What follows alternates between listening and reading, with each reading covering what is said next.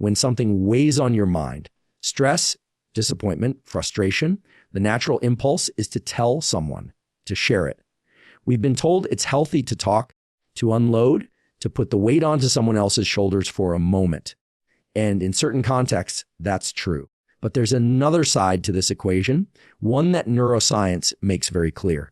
Every time you verbalize a problem, you're not just describing it. You're rehearsing it. You're strengthening the neural circuits that represent it. You're giving that experience more real estate in your brain. When you experience a problem, your brain encodes it as a set of neural patterns, a network of connections between neurons that represent the thoughts, emotions, and sensory details associated with that situation. This is not metaphorical. It is literal, measurable biology. Neurons that fire together wire together as the principle of Hebbian learning states. Every time you recall a problem and describe it, whether in your mind or out loud, you are activating that network of connections. And each activation strengthens the connections, making it easier for your brain to access that problem state in the future. This is why repetition has such a profound effect on both skill building and emotional memory. The same mechanism that allows you to get better at playing an instrument, remembering a route, or improving in a sport is the very mechanism that makes a problem feel heavier and more persistent when you keep revisiting it. When you tell someone your problem, you are not just sharing information, you are engaging in active neural rehearsal. Just like practicing a movement improves muscle memory, verbalizing a problem improves its cognitive and emotional memory. The hippocampus, which is involved in forming new memories, and the amygdala, which tags those memories with emotional weight, work together to make the recall of that experience more vivid. The more vividly something is recalled, the more likely it is to feel immediate and real, even when it is not happening in the present moment. This is why people can feel stress, anxiety, or frustration long after an event is over, simply by talking about it. Neuroscience has shown that the brain doesn't clearly distinguish between re-experiencing an event in real life and mentally simulating it in detail. Functional MRI scans reveal similar patterns of activation, whether a person is actively experiencing stress or vividly imagining a stressful memory. When you speak about a problem repeatedly, you create conditions in which the brain thinks you are still inside that experience. This triggers the same physiological response, Cecil, elevated cortisol, increased heart rate, and activation of the sympathetic nervous system. The body prepares for a threat that isn't actually there, but the brain's wiring doesn't care. It is responding to the signals it receives. This process becomes even more entrenched when the recounting of a problem is accompanied by strong emotion. Emotional intensity acts like a highlighter in the brain. It tells the neural network, this is important. Keep this. Strengthen it. So each time you express frustration, anger, or sadness while describing the problem, you are signaling your nervous system to prioritize and preserve that pattern. Over time, these patterns can become default responses. The problem becomes the most easily accessible thought, surfacing quickly and without effort in unrelated contexts. Think about the way a musician practices. They repeat the same sequence until it becomes automatic, requiring no conscious effort to execute. The brain is doing the same thing with your problem when you keep telling it. It's building automaticity. Instead of having to consciously recall the details, the brain begins to supply them with minimal prompting. This is why you may find yourself thinking about your problem in moments when you are not intentionally trying to focus on it. The pathway is well-worn, so the brain takes it. What complicates this further is that neural reinforcement doesn't care whether an experience is positive or negative. The brain's plasticity mechanisms are value neutral. They strengthen whatever is rehearsed. So while it may feel like you are processing a problem by talking about it extensively, you may actually be embedding it more deeply. This is different from structured problem solving, where the focus is on generating solutions. In that case, the neural rehearsal is centered on possible actions, predictions, and positive outcomes. But when the focus remains on describing and redescribing the problem without moving toward resolution, the rehearsal strengthens the problem state itself rather than the pathways out of it. There's also a reward element to this pattern. When you tell someone your problem and they respond with empathy, attention, or validation, your brain gets a small hit of dopamine. That's the brain's way of saying, this felt good, do it again. Over time, the act of sharing the problem can become rewarding in itself, independent of whether it leads to resolution.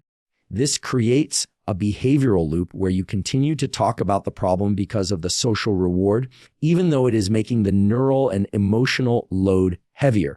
The implications of this are significant. If you want to move past a problem, the focus needs to shift from reinforcing the memory of the problem to reinforcing the steps toward a solution. Every conversation, every thought, then every moment of mental rehearsal is a choice about which neural pathways you want to strengthen. If you choose to keep replaying the problem, you are effectively training your brain to stay in it. If you choose to rehearse the actions and attitudes that resolve it, you are training your brain to leave it behind. This doesn't mean you should never talk about difficulties. It means that disclosure should be intentional and strategic. The brain's plasticity is shaped by repetition and focus. By controlling what you repeat and where you place your focus, you control which patterns get stronger. This is why it is more effective to speak about a problem with someone who can help you take action than with multiple people who can only offer sympathy. The former reinforces solution pathways, the latter reinforces problem pathways. It's worth noting that breaking the cycle of problem rehearsal is not about suppression. Suppression keeps the problem active in the background, consuming cognitive and emotional resources. Instead, the goal is redirection, channeling the mental energy you would spend on repeating the problem into planning, practicing, and mentally simulating the solution. Neuroimaging studies show that when people visualize successful outcomes or rehearse positive actions, the brain begins to activate networks associated with execution rather than rumination. Over time, this makes it easier to act and harder to dwell. Every neural circuit in your brain is like a trail in the woods. The more you walk it, the clearer and easier it becomes to follow. The less you use it, the more it becomes overgrown and difficult to access. If you want a problem to fade from your mental landscape, you must stop walking that trail so often. That means reducing unnecessary retelling, redirecting conversations toward progress, and practicing mental imagery that focuses on resolution. Ultimately, the principle is simply what you repeat, you reinforce. If you want to change your experience of a problem, you must change what you rehearse. Your brain is listening every time you speak. The question is whether you want it to keep memorizing the problem or start memorizing the way out. When you tell people your problems, you open a channel of influence that extends beyond your control. The moment you describe your challenges to someone else, you hand them a piece of your mental landscape, and they now have the power to interpret it, reshape it, or even distort it in their mind, and possibly in yours. The human brain is highly social and deeply attuned to feedback from others. From an evolutionary perspective, we are wired to register the reactions of our social group as cues for survival.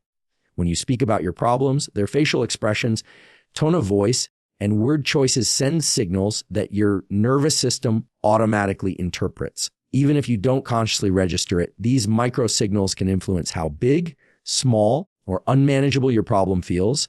The prefrontal cortex, which is responsible for planning and evaluating, works in close coordination with the limbic system, which manages emotional responses.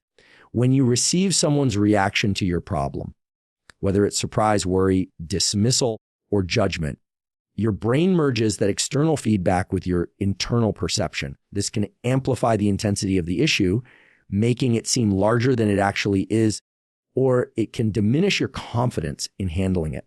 In other words, the act of telling someone your problem doesn't just share information, it rewires how you perceive the problem in real time. This is further complicated by the fact that people will always view your situation through the filter of their own experiences, biases, and limitations. They cannot fully see your internal reality. They can only interpret it through their own. When you hand them your problem through words, they translate it into their own mental framework, which can be incomplete or inaccurate. If they have a history of seeing challenges as overwhelming or insurmountable, they may unconsciously frame your problem in the same light, feeding back to you an exaggerated sense of difficulty. Conversely, if they are dismissive or overly pragmatic, they may trivialize it, leaving you feeling unseen or invalidated. In both cases, your original understanding of the problem shifts because of their input, not because of the actual facts of the situation. There's also the risk of your problem becoming a social object, something that exists in the shared mental space of others and can be discussed, reshaped, or passed along without your permission. Humans have a natural inclination towards storytelling, and sometimes the things we share become stories in other people's mouths. Even when intentions aren't malicious, details can get altered and narratives can be reframed. Suddenly, your private challenge becomes public currency, circulating in ways you didn't anticipate, and you have no control over how it is perceived or retold. This loss of narrative control can create secondary stress, adding another layer to the original difficulty. The neuroscience of social influence makes this even more important to understand. Mirror neurons, specialized brain cells that fire both when you act and when you observe someone else acting, are a core mechanism of empathy and social learning. When you tell someone your problem and they respond with tension or anxiety, your mirror neuron system can make you feel those emotions yourself, even if you weren't initially feeling them. This process happens automatically and rapidly, bypassing conscious evaluation. Over time, repeated exposure to others' anxious or negative responses can condition you to associate your problem with heightened distress, regardless of its actual severity. There's also a reward-punishment dynamic at play. If someone responds to your problem with validation, attention, or sympathy, it can reinforce the behavior of sharing your challenges openly. Your brain releases dopamine in response to social connection and acceptance, which feels good. But the paradox is that the same reward process can keep you in a loop of repeatedly revisiting the problem in conversation, not because it's progressing toward a solution, but because the social acknowledgement feels satisfying. On the other hand, if the reaction is negative, criticism, dismissal, or visible discomfort, your brain can associate problem sharing with social pain, triggering the anterior cingulate cortex, which processes both physical and emotional discomfort. This can make you more guarded, but it can also lead to rumination in private, where the problem grows unchecked without any constructive outlet. Culturally, we often believe that sharing problems is a form of unburdening ourselves, but in reality, it can often redistribute the burden in unpredictable ways. You may offload some emotional weight, but you also invite the weight of others' interpretations, emotions, and projections. In some cases, this adds to the complexity of the original problem instead of simplifying it. The human brain seeks certainty, and when you introduce multiple perspectives, especially from people who lack the full context, you introduce cognitive noise. This noise makes it harder for your decision-making circuits to identify the most effective path forward. There is also the concept of mental contamination. Once you've heard someone else's framing of your problem, it's almost impossible to return to your original unfiltered perspective. Their words become part of your mental script. If they use language that paints the problem as hopeless, overwhelming, or threatening, that language can stick, coloring your thoughts even when you're alone. Linguistic framing is powerful in shaping perception because words trigger mental imagery and emotional associations. Over time, this can subtly shift your baseline emotional state around the problem, making it more difficult to engage with it objectively. What makes this even more challenging is that the act of telling your problem often feels like progress because it is active. You are doing something. You are engaging socially, you are expressing yourself, but this can be a form of false progress if the conversation doesn't lead to concrete solutions. The brain rewards the act of expression with a sense of relief, even if no actual change has occurred in the situation. This can lull you into a cycle of expression without action, which keeps the problem alive and present in your mind. From a biological standpoint, your brain thrives on efficiency. Neural pathways that are used frequently are strengthened, those that aren't are pruned away over time. When you keep discussing your problem, especially with people who add layers of emotional complexity to it, you are strengthening the neural representation of the problem and weakening the representation of possible solutions. This is why choosing carefully whom you share with and how often is not just about privacy, it's about cognitive hygiene. The key is to recognize that every time you tell your problem, you are doing more than just moving sound waves through the air. You are allowing external inputs to shape your internal state. You are giving others access to a neural pattern that is active in your brain, and their responses have the power to reinforce, distort, or destabilize that pattern. Understanding this changes the calculus of whether and when to share. It shifts the focus from a default habit of telling to a deliberate choice based on whether the person you're speaking to help you maintain clarity, agency, and movement toward resolution. Your problems live in the circuitry of your brain, but they can also be shaped, magnified, or diminished by the circuitry of other people's brains. When you hand that influence over without care, you risk losing control over your own mental landscape. The fewer unnecessary variables you introduce to that equation, the more you retain the power to shape your own perspective and outcome. When you speak about your problems, you open the door for others to judge, analyze, and categorize you in ways that may not align with who you truly are. Human beings are constantly forming mental models of one another, and those models are largely influenced by the information we choose to share. The brain operates on patterns. It fills in gaps in understanding with assumptions, and those assumptions often become the foundation of how people perceive you moving forward. Once a certain narrative about you is formed in someone's mind, it can be remarkably persistent. Even if your situation changes or you overcome the issue, the shadow of what you shared can linger in their memory, shaping how they interact with you and how they interpret your actions. The hippocampus, which stores memories, works hand in hand with the amygdala, which processes emotional significance. When you tell someone about a struggle you are facing, they don't just store the facts of what you said. They store it with an emotional tag. If your problem sounded desperate, sad, or chaotic at the time, that emotional tone becomes attached to their memory of you. Later, even in unrelated situations, that memory can be reactivated, subtly coloring their view of your competence, resilience, or stability. This isn't necessarily malicious. It's simply how memory encoding works. But it means that sharing your problems has a way of leaving a lasting emotional imprint in people's minds, even when the actual problem no longer exists. Another factor is the way people unconsciously rank and categorize others based on perceived strength or vulnerability. In evolutionary terms, humans have always had to assess who in the group could be relied upon for protection, cooperation, and leadership. When you present yourself as someone burdened by problems, you may inadvertently shift yourself in someone's mental hierarchy. They may begin to see you as less capable, less decisive, or more dependent, even if the rest of your life shows otherwise. These shifts can influence professional opportunities, social invitations, and even how seriously your ideas are taken.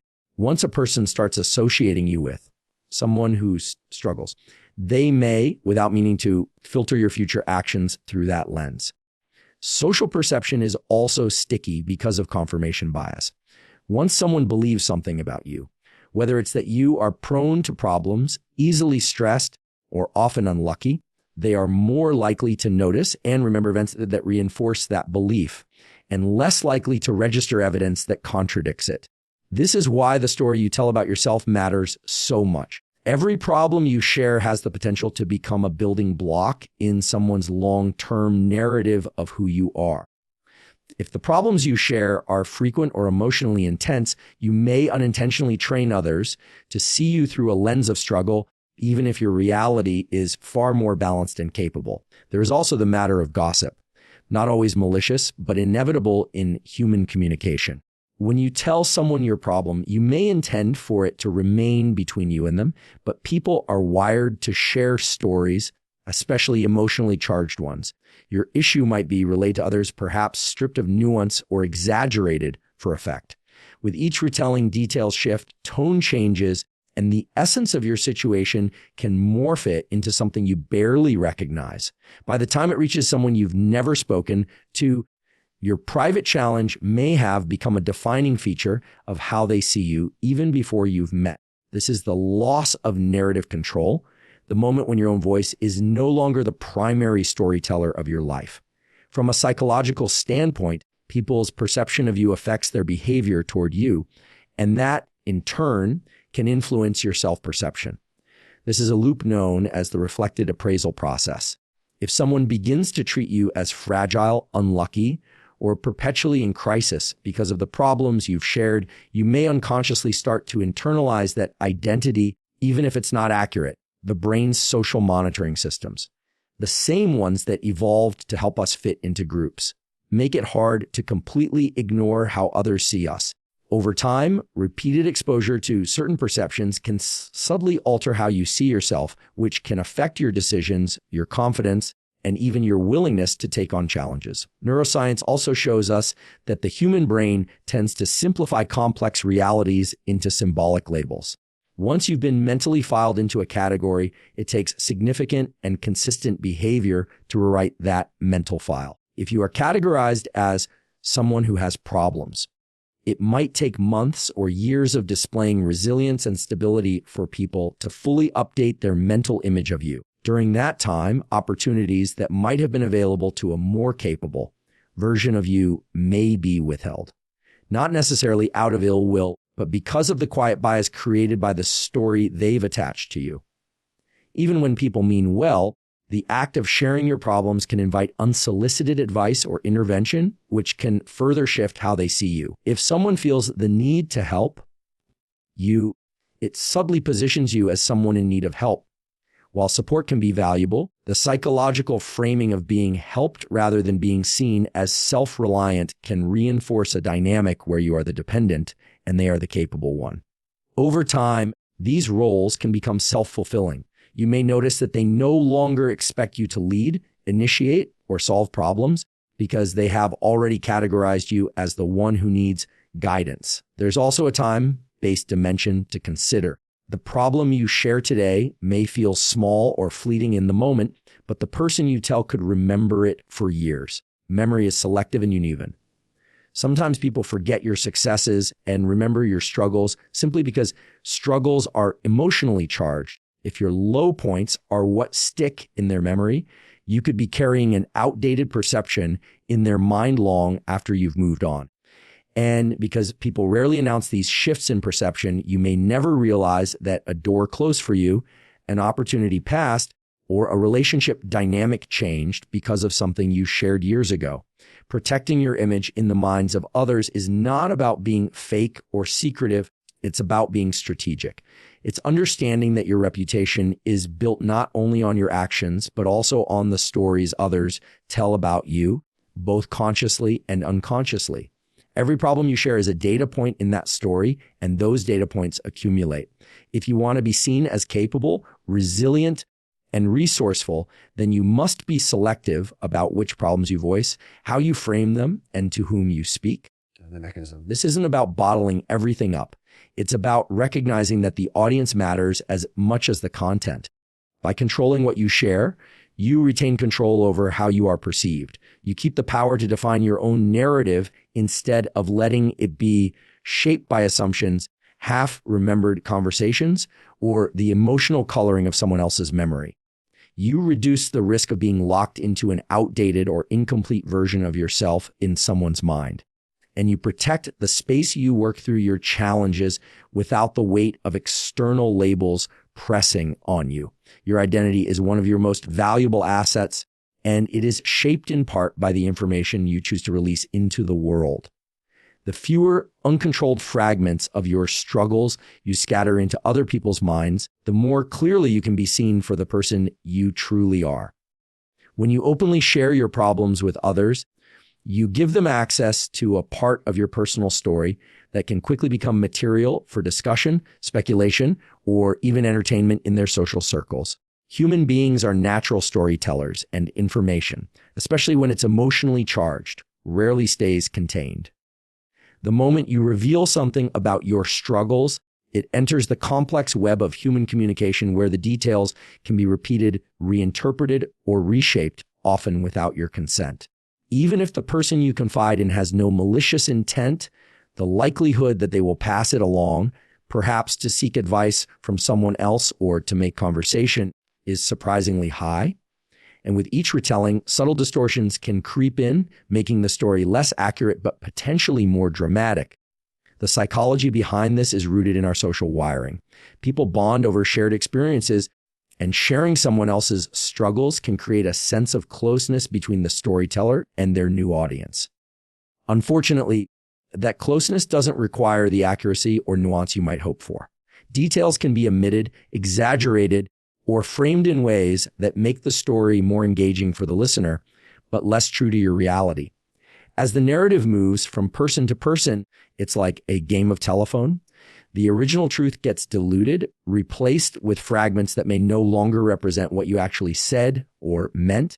And once a version of your problem is out there, you have little control over how it continues to evolve or spread. There's also the issue of context. You may share your problem in a moment of trust, speaking to someone who understands your circumstances, your character, and your intentions. But when that same story is told to someone outside that context, it lands differently. Without the background, your struggles might be interpreted as weakness, carelessness, or poor decision making. The listener doesn't see the full picture. They only see the version of events they were given, filtered through the perspective of whoever passed it along. This can lead to misunderstandings that stick, creating impressions of you that are based on partial or skewed information. Social hierarchies and group dynamics amplify this risk in many settings. Workplaces, communities, even friend groups. Information is currency. The person who shares a compelling story, especially one about someone else, can gain a sense of influence or status. Your personal challenges can unintentionally become part of someone else's strategy to connect with others, seem knowledgeable, or maintain relevance in their social network. This doesn't necessarily mean they intend to harm you. It's just that in the flow of casual conversation, your privacy may not be their priority. Once your problem has served its purpose in their social exchange, it moves on to another conversation carried further from your control. From a neuroscience perspective, the reason people are so inclined to share personal details, especially ones tied to strong emotions, is that such stories trigger dopamine and oxytocin release in the brain. Dopamine fuels the pleasure of telling a captivating story, while oxytocin strengthens the feeling of social bonding between the storyteller and the listener. In other words, your problem becomes a bonding tool for people who aren't you. While they enjoy the benefits of connection, you bear the cost of exposure. That chemical reward loop makes it more likely that people will pass along sensitive information, even if they promised to keep it confidential in the moment. The danger is not only in the spread of your story, but also in the way it shapes narratives about you in places you can't reach.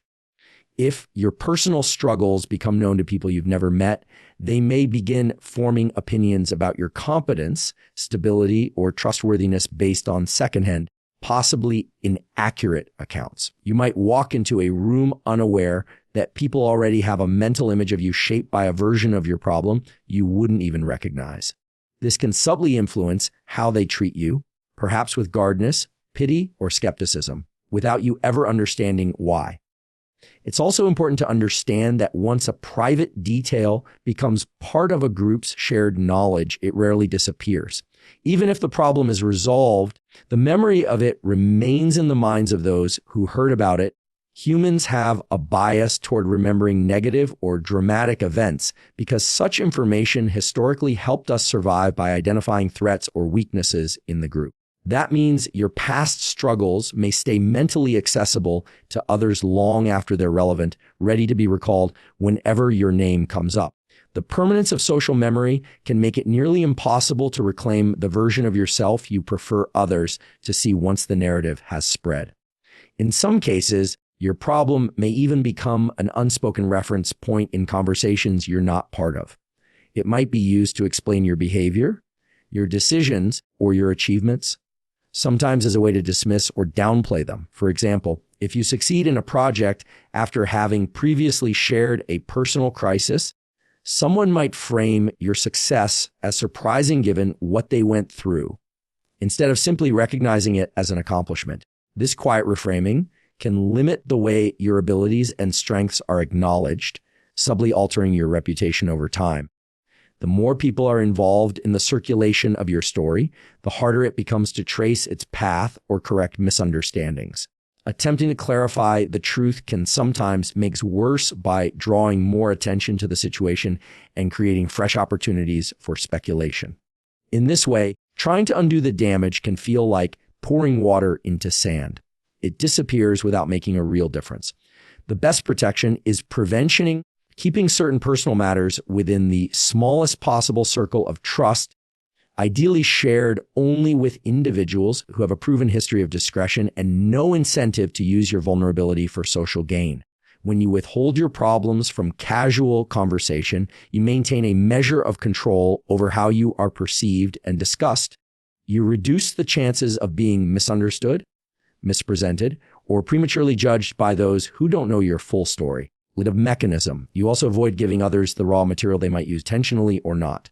To shape the way others see you in a world where reputations are fragile and easily influenced, this control is invaluable. Guarding your personal struggles doesn't mean isolating yourself or refusing help when you need it. It means being intentional about your audience. It means understanding that trust is not just about whether someone will keep your secret. It's also about whether they will protect the context, nuance, and dignity of your story if it ever leaves their lips. Every time you share, you place a piece of your life in someone else's hands. The fewer hands it passes through, the more likely it is to remain whole, accurate, and within your control. Ultimately, protecting your privacy is not just about avoiding gossip. It's about safeguarding the integrity of your own narrative in a world that rarely handles it with care.